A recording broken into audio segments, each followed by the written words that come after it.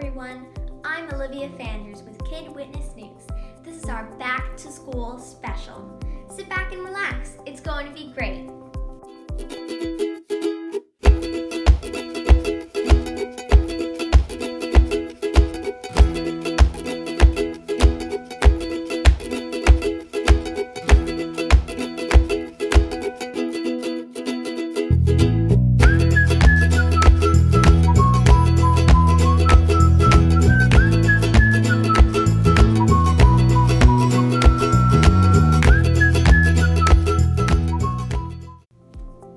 Great to be back at school? I think it is. But is it as great for incoming 7th graders who are just now getting to know the school?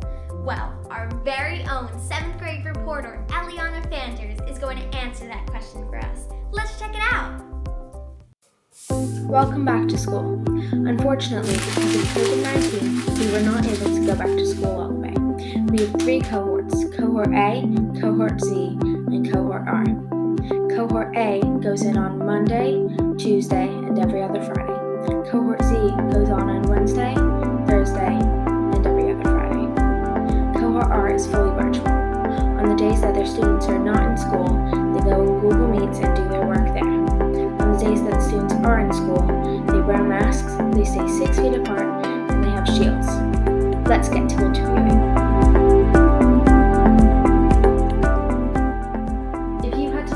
Would you choose to keep it fully virtual or keep it hybrid? Well, I would choose to keep it fully virtual just because when students are in school, the teachers tend to pay more attention to the students in school rather than the students out of school.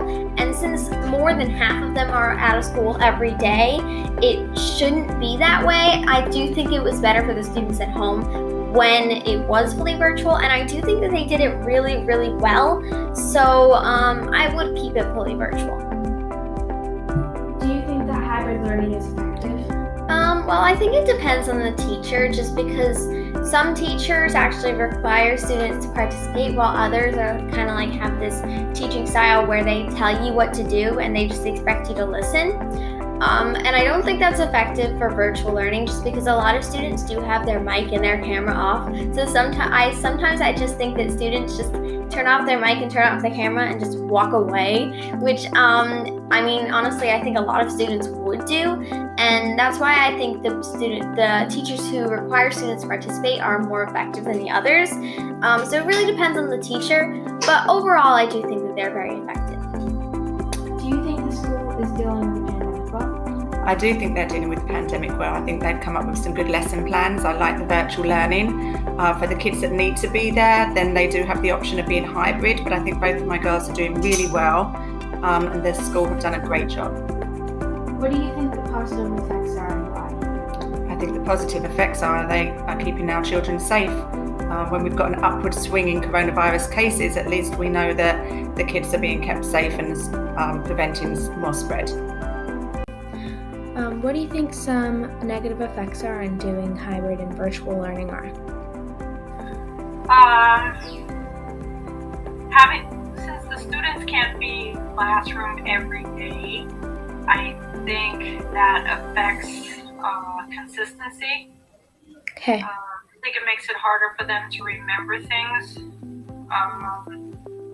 It definitely makes it hard for any hands-on learning that we would normally do in science. Also, group work is very, very difficult to do since only half the students are in the class and the other half are home. Plus, some students choose to do this totally remotely and they're not in school at all. So I just think it's I don't know what the right term, it's not consistent enough for them to learn. Mm-hmm. Do you think the students are learning and participating enough?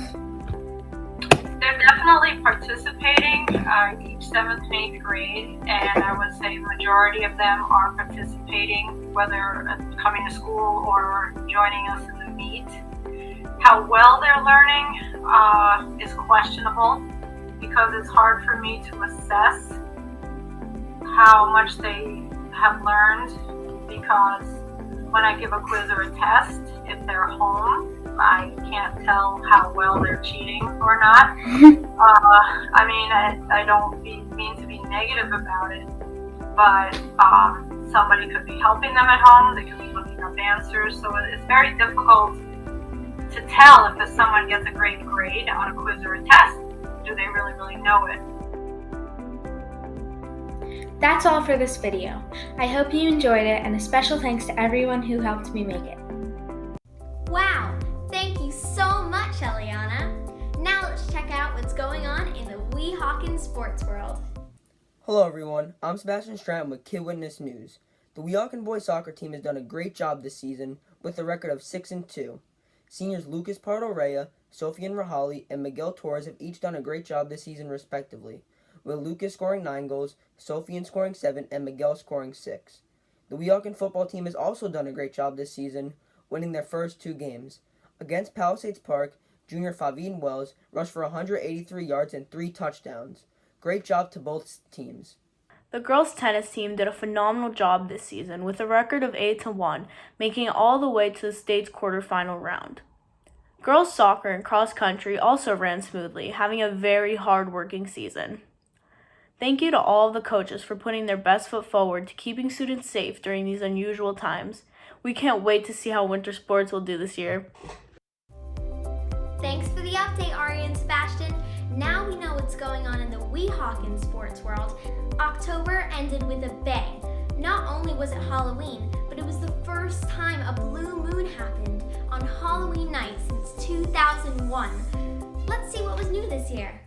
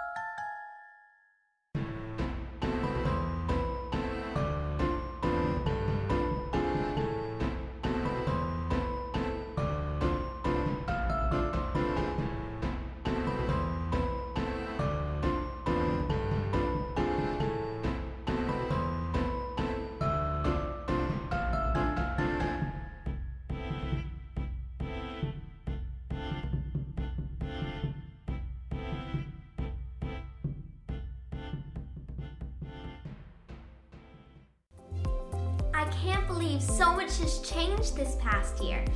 Let's zoom in on a great opportunity with the National Junior Honor Society and National Honor Society. They've challenged the whole school to use free rice to help a global movement. Let's check out the details. It's Astrid, and I'm here to tell you about free rice. The NJHS and NHS are organizing it to encourage students to participate. But before I get into that, Free Rice is a website or app that gives you vocabulary questions. Every time you answer a question right, it donates 5 grains of rice to Yemen. Yemen is a country currently struggling with starvation, so every grain of rice counts. It was founded October 2007 by John Breen. It had 830 grains of rice donated on its first day. Free Rice has won the awards Time Magazine twice, Yahoo Pick of the Year, 2010 Parents' Choice Award, and the Digital Communications Award. Here's some questions for the Free Rice organizer, Ms. Babcock. Why do you think students should participate in Free Rice? Do you think it is more important now to do Free Rice than before COVID? Should students participate in Free Rice for the vocabulary or to help Yemen? Thank you. Hi. All right, so I'm going to answer your question. The first question, why do you think students should participate in Free Rice? Free Rice is a fun, free way to help practice your learning and help the global community at the same time. When I think of why should students participate in this, I think, why not? It's a win-win situation. The second question is, do you think it's more important now to do Free Rice than before COVID? So I think that it's always important to give back to the larger global community and to work to try to make this world a better place one step at a time. Any help that you can give people, no matter how big or small, is going to give a positive impact on the world. But now more than ever, people need help. COVID-19 has caused so many issues around the world, including higher poverty and unemployment rates, which causes world hunger. And having access to healthy food is crucial. The last question is, should students participate in Free Rice for the vocabulary or to help Yemen? Both. My goal as a history teacher is to help students find their place in the world and help them learn easy ways to make their mark, starting now. Young people have the ability to change the world, but as teachers, our job is to give them the tools and the help. That way, young people can be brave enough to take the first step. What a great idea, Astrid. A really good time for a good cause. And lastly, let's take a look at a special project from one of our broadcast journalism students.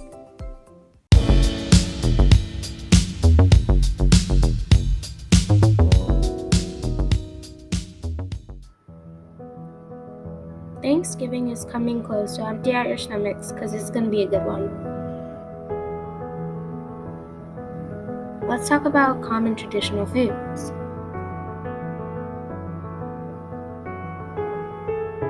Something common that a lot of people like is mashed potatoes. Some people like gravy on their mashed potatoes. I like pumpkin pie, but it's rare for me to have it during Thanksgiving. And last but not least, turkey. Turkey is so popular on Thanksgiving. Some other people eat benid with yellow rice. That's all about the common traditional foods. Thanksgiving is mostly about family and friends coming together and thanking each other for what they have done for each other. They help each other and they give thanks for that.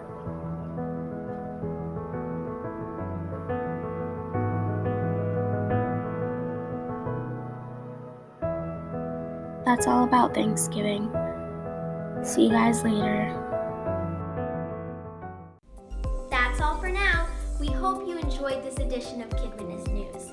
For everyone on the Weehawken High School Kid Witness News team, I'm Olivia Fanders. Thanks for watching.